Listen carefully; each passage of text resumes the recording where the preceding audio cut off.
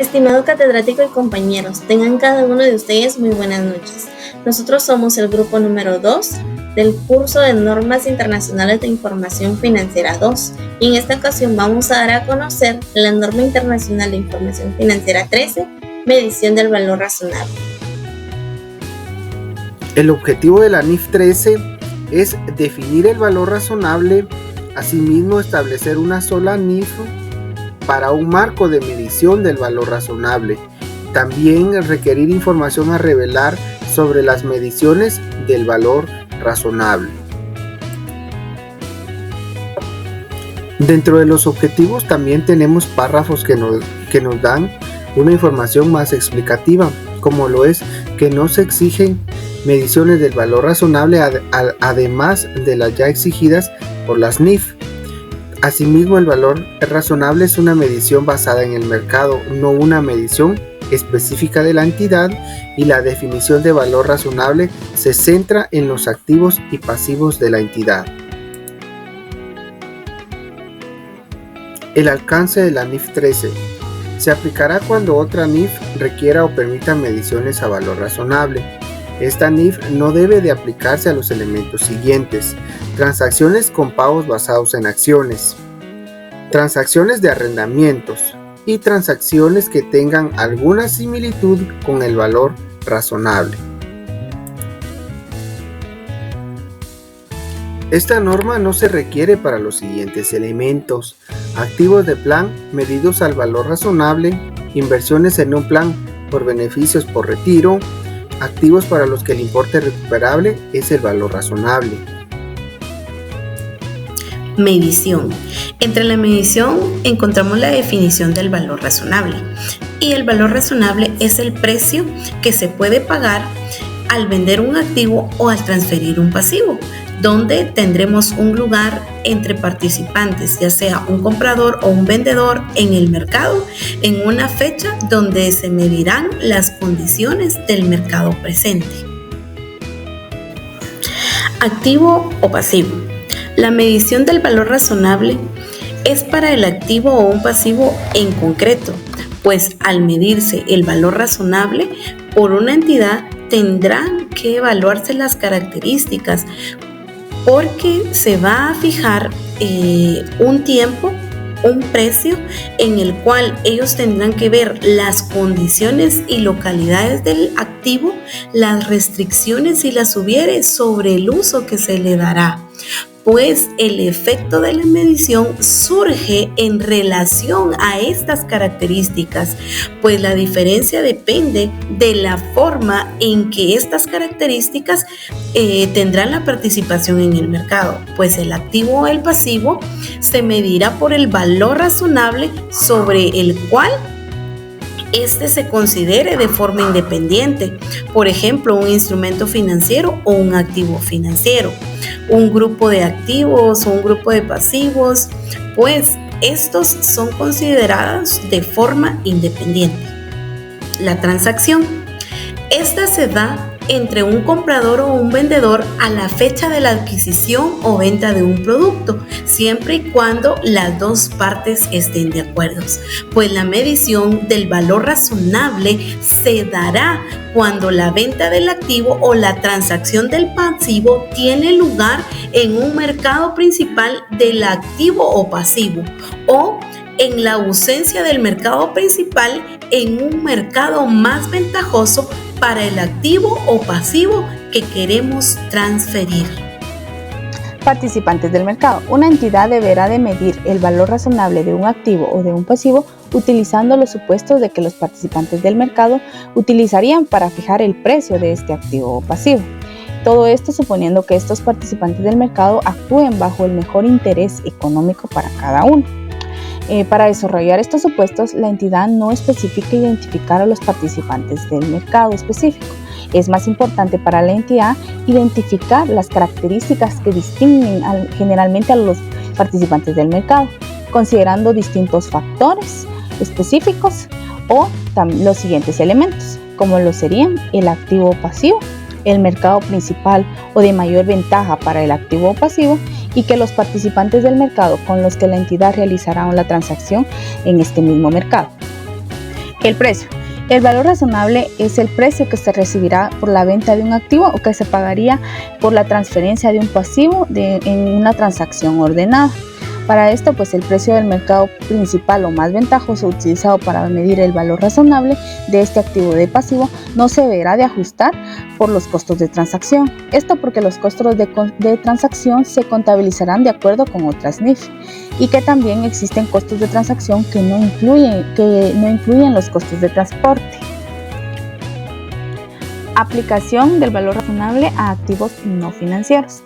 Para la medición del valor razonable de un activo que no sea financiero, se tendrá en cuenta la capacidad del participante del mercado para generar beneficios económicos mediante la utilización de este activo en su máximo y mejor uso, o mediante la venta de este activo a otro participante del mercado que utilizaría el activo para su máximo y mejor uso. ¿Cómo vamos a determinar si el activo está siendo utilizado en su máximo y mejor uso? Si cumple con las siguientes características: si es físicamente posible, legalmente permisible y financieramente factible. Premisa de la valoración para activos no financieros. Para esto tenemos dos premisas. La primera va a ser proporcionar el valor máximo para los participantes del mercado. Esto si al utilizar el activo en combinación con otros activos o pasivos. La segunda, que los pasivos asociados con el activo o con los otros activos complementarios que incluyan pasivos y se financien por medio de capital de trabajo. Que los supuestos sobre el que el máximo y el mejor uso de un activo no financiero serán congruentes para todos los demás activos. Y la segunda premisa pues va a ser que proporcione aisladamente el valor máximo para los participantes del mercado. Esto por medio de que si el valor razonable del activo es el precio que se recibirá en una transacción presente en un mercado independiente. Aplicación a pasivos e instrumentos de patrimonio propios de una entidad. Principios generales. Una medición de valor razonable supone que se transfiere un pasivo o instrumentos de patrimonio a un participante de mercado, ¿verdad?, en la fecha de medición. Una transferencia supone que un pasivo permanecerá en circulación para satisfacer la obligación, o un instrumento de patrimonio propio de la entidad permanecerá en circulación y este cargaría con los derechos y responsabilidades asociados en el mercado. En ambos el instrumento no se cancelaría o extinguiría de otra forma en la fecha en que se realice la medición. Esto se hace para maximizar el uso de datos de entrada observables relevantes y minimizar el uso de datos de entrada no observables para cumplir con el objetivo de una medición del valor razonable, siempre y cuando cumpliendo las condiciones del mercado presentes. Pasivos e instrumentos de patrimonio mantenidos por otras partes como activo. Cuando el precio cotizado no esté disponible, este medirá el valor razonable desde la perspectiva de un participante de mercado que mantiene la partida idéntica como un activo en la fecha de medición, en la cual la norma nos indica que debemos utilizar el precio cotizado, igualmente utilizar otros datos observables. Cuando los dos primeros no estén disponibles, debemos llevar nuestro enfoque a uno de ingresos y de igual manera a un enfoque de mercado. Instrumentos pasivos e instrumentos de patrimonio no mantenidos por otras partes como activos.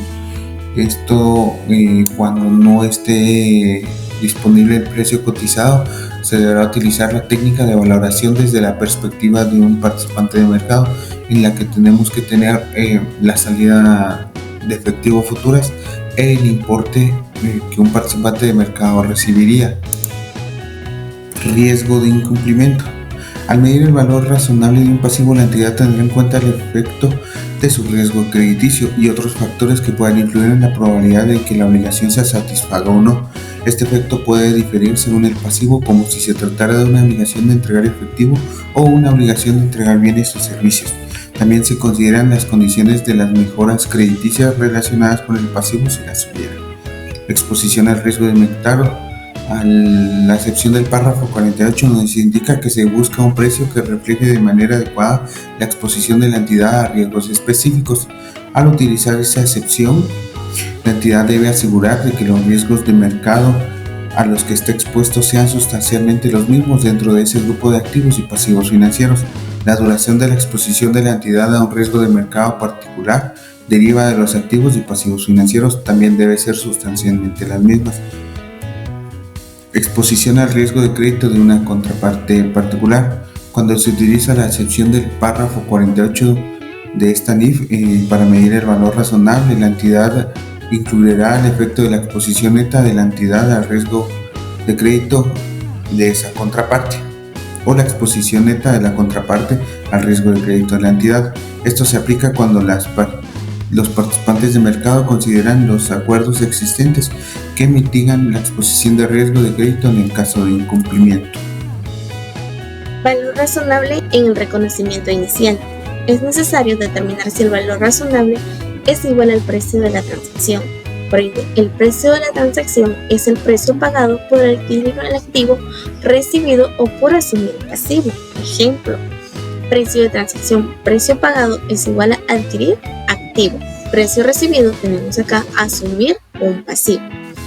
El valor razonable del activo o pasivo es el precio que se recibiría por vender el activo o pagaría por transferir el pasivo, un precio de salida. Tenemos acá también el valor razonable, precio que se recibiría vender un activo y precio que se pagaría transferir un pasivo.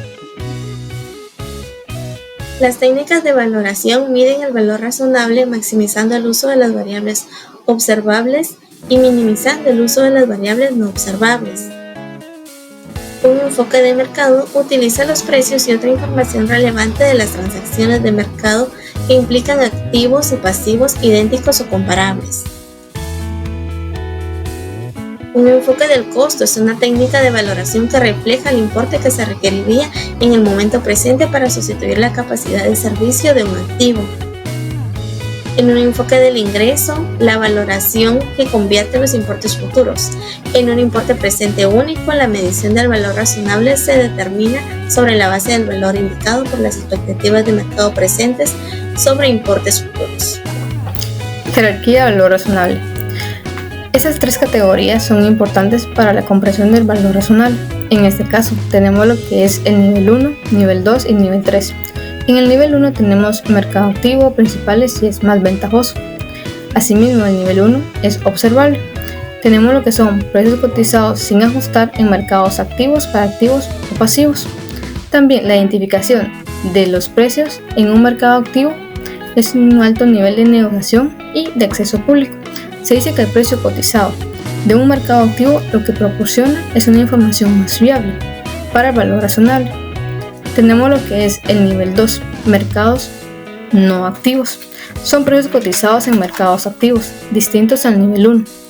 Cuando no tenemos un mercado activo, vamos a identificar el precio en un mercado activo para un elemento similar, pero teniendo los ajustes pertinentes. Y además de ello, el nivel 1 es observable, el nivel 2 también es observable.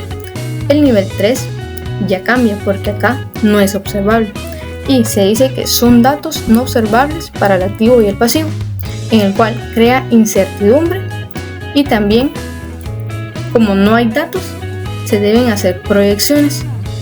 Asimismo, si no hay mercados activos, debemos identificar precios en un mercado no activo. Información a revelar. En la información a revelar tenemos revelar información que ayuda a los usuarios para evaluar los siguientes elementos, que serían los activos y pasivos que miden valor razonable sobre una base recurrente o no recurrente en el estado de situación financiera. También para mediciones del valor razonable utilizando datos de entrada observables significativas como el nivel 3.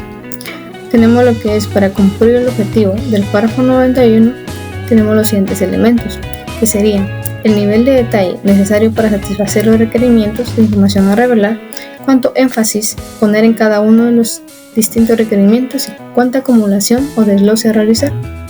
Asimismo, también tenemos las claves adecuadas para los activos y pasivos.